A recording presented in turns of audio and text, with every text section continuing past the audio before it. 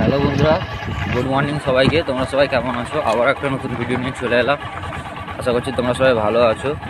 তোমরা যারা যারা আমার ভিডিওতে নতুন, তোমরা সবাই সাবস্ক্রাইব করে দিও। এই সকাল এখন 7টা, সাড়ে 7টা সরি 8টা, সাড়ে 8টা হয়েই গেছে।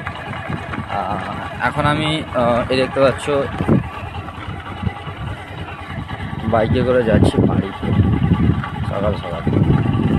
এবারে বাড়িতে যাওয়ার কারণ হচ্ছে, কালকে সারাদিন ছিলাম, সারাদিন না, রাতের বেলা মামার বাড়িতে ছিলাম। আমি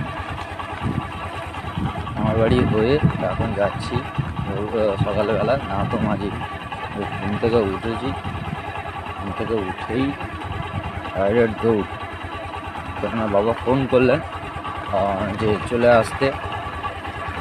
বাবা ফোন করেছেন মানে থাকাটা যাবে না, সেরকমভাবে আমি না দাঁত মেজেই চলে এসেছি। উঠে যাচ্ছি এখন দোকানে সার নিতে হবে জমিতে মারার জন্য।